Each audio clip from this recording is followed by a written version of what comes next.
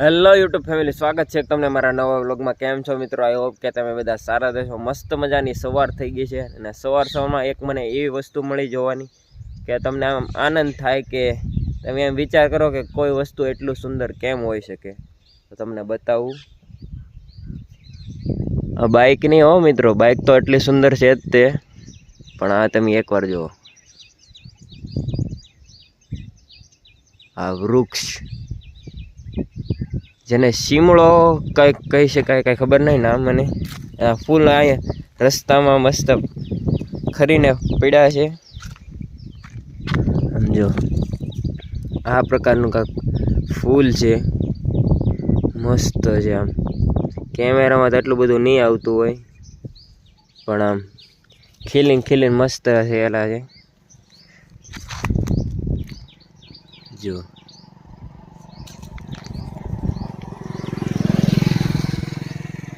અસંખ્ય પડેલા છે અહીંયા રસ્તામાં જો। અને મારી બાઇક અહીંયા પડી છે અને આ બાજુમાં નદી છે જે આપણા ગામમાં વહી રહી છે મસ્ત મજાને। અત્યારે તો પાણી નથી ભર્યું, પણ ચોમાસામાં ભર્યું હોય ને ત્યારે તમને બતાવીશ, કારણ કે આ રોડ સુધી આપણે અહીંયા સુધી ઠેઠ પાણી આવી જાય છે આખામાં। ઓલા ચોમાસા હું તમને ચોક્કસ બતાવીશ। સમજો પાણી પણ મસ્ત છે અને રોડની વચ્ચે આપણે અહીંયા ઝાડવું છે, પાળાની ઓલી સાઈડ ઉપર પોપટ ને બધા છે બેઠેલા, મસ્ત મજાનું છે। અને મારી બાઇક પણ આ ફૂલ એક ડિઝર્વ કરે છે, તો લ્યો ભાઈ ચેક કરો।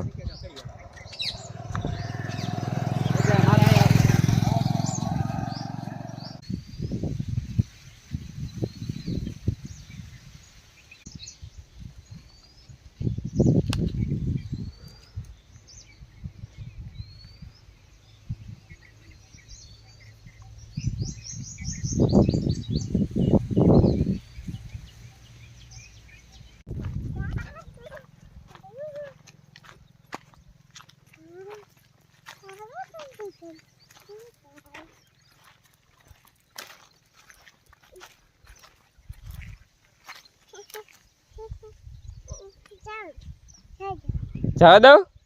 હા હાલો જવા દો।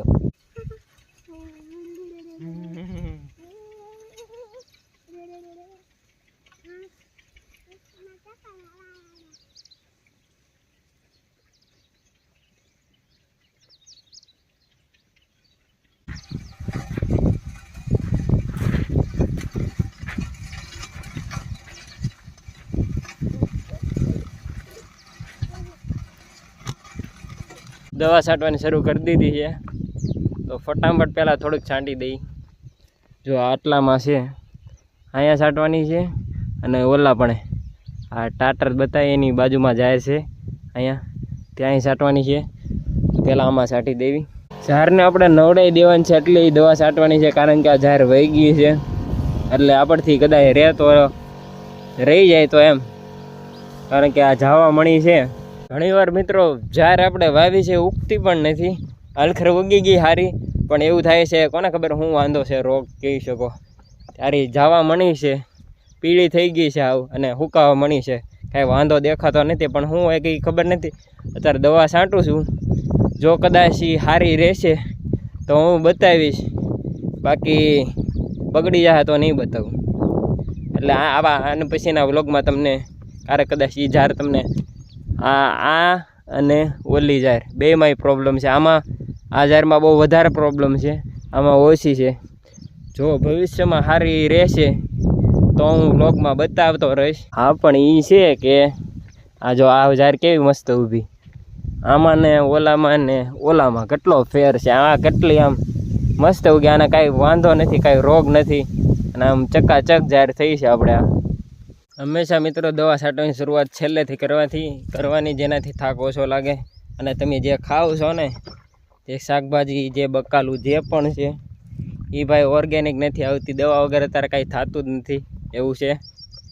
એટલે તમારે એ ભૂલી જવાનું। જો તમારી પાસે પૈસા હોય તો ઓર્ગેનિક વસ્તુ ખરીદવાની અને ખાવાની, દવા વગર કાંઈ વસ્તુ બનતી જ નથી અત્યારે. એટલે ખેતરમાં તો અત્યારે એવું છે ભાઈ, એ જવાનો હોઈ ગયો, એ પહેલાં થતું અત્યારે જ કાંઈ થતું નથી. એટલે તમે સમજી જાઓ અત્યારે એવું છે બકાલામાં બધી વસ્તુમાં. પહેલાં એમાં હતું એવું, પહેલાં જે જમીન ખાલી હતી ને જેમાં કાંઈ ન થતું એમાં ઝાર થતી, અત્યારે તો ઝારે નથી થતી. એટલે તમે સમજી શકો છો કે શું પરિસ્થિતિ છે અત્યારે હાલમાં. એટલે બધાએ છે ને ખાતર ને દવા છાંટીને છે ને જમીનની દઈ મારી છે એમ કહું ને તો પણ હાલે. આ શબ્દ ખોટો ના, આ શબ્દ બીજી રીતના જોવા જઈએ તો અલગ શબ્દ કહેવાય, પણ મેં વાપરી નાખ્યો, વાંધો નહીં. એવું છે, ખાતર દવા નાખીને જમીન પૂરી થઈ ગઈ છે. એટલે હવે આમાં કાંઈ સારી વસ્તુ તમારે પકવીએ ને તો પાકે એમ નથી. અને ભવિષ્યમાં મિત્રો આ જે તમે પહેલાં જે ગઢાની બધા કરતા, જે પહેલાંની પદ્ધતિ હાલતી, જો પાછી ન આવે તો મને કહેજો. જે પહેલાં થતું એ બધું પાછું કરવું પડશે, ત્યારે તે ભવિષ્યમાં તમે જીવી શકશો. કારણ કે આ બધું હવે ઝેર જેવું થઈ ગયું, તમે કાંઈ ખાઈ ન શકો. અને જો ભવિષ્યમાં તમે જે પણ કોઈ વ્લોગ જોતું હોય અને ખેતી કરતા હોય તો હું એક સલાહ આપું કે તમે જો બકાલામાં ઓર્ગેનિક બકાલું કરો ને તો ભવિષ્યમાં એની જીત થવાની છે એવી 100% છે. એટલે જે પણ વ્યક્તિ ખેતી કરતા હોય એને હું એક સલાહ આપીશ કે તમારે જો ખેતી કરવી હોય બકાલામાં તો તમે એમાં ઓર્ગેનિક કરો તો ભવિષ્યમાં તમારે એને ફાયદો થવાનો છે.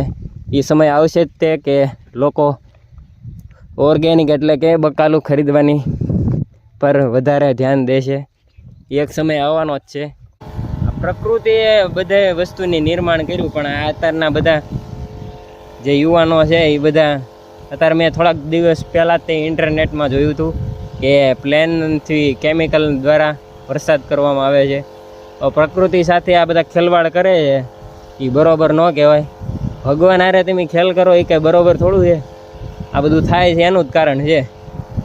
એક સમયે આ બધું નાશ થવાનું છે એ પાક્કું જ છે. મિત્રો જો કદાચ મારે આ વાડીમાં ખેતી કરવી હોય ને ઓર્ગેનિક, તો પહેલાં તો આને મારે ખેડીને 1 વર્ષ સુધી તપવા દેવી પડે. વરાની વાત કરું છું. તારે આમાં તમે જે દવા છાંટી છે, જે ખાતર નાખ્યું છે, આ થેલીવાળું ખાતર વાત કરું છું, એ બધું નાશ થાય. અને એને પલટાવે રાખવાનું, ભાંગતું જવાના ઢેફા વેફા, એટલે આવું માખણ જેવું કરતું જવાનું, હારવાર એને તપાવતું જવાનું, હારવાર પાણી મૂકતું જવાનું. એટલે વાવવાનું કાંઈ નહીં, એવું બધું કરતું જવાનું, જેનાથી જમીન ને એમાં તત્વો છે એ ખરાબ તત્વો એ નાશ પામે અને સારા તત્વો આવે.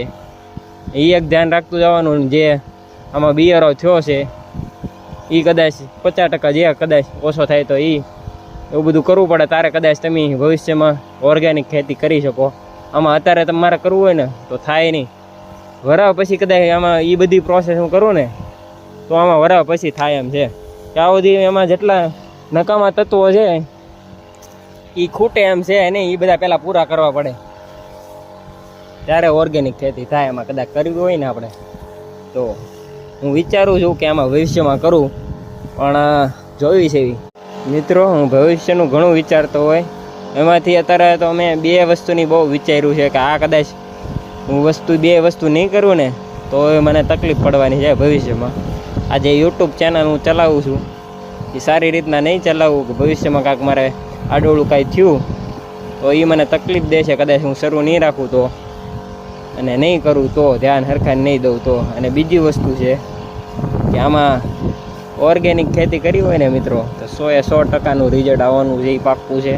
ને એના વિશે મેં વિચાર્યું છે કદાચ કરું ને એનો 100% ફાયદો થવાનો છે એ પાક્કું જ છે. ભવિષ્યમાં કદાચ જો એ 2 વસ્તુ હું કરીશ તો આ ક્લિપ હું ફરી વખત રિપીટ કરીશ, ભલે જ ગમે એટલા વર્ષ લાગે. ભાગી ગયા છે મિત્રો, એક જમવાનો ટાઈમ થઈ ગયો છે, પહેલાં હું જમી લઉં. જેટલું મેં વિચાર્યું એમાંથી મિત્રો 0.5% પણ થાય ને કદાચ તો જીવન મિત્રો કાંઈક અલગ હશે અને જીવા લાયક હશે. અત્યારે તો લાગતું નથી. કદાચ એ 2 વસ્તુ હું ન કરું ને તો જીવવાનો કાંઈ અર્થ બનતો નથી, વ્યર્થ છે જીવન એમ પણ કહી શકો.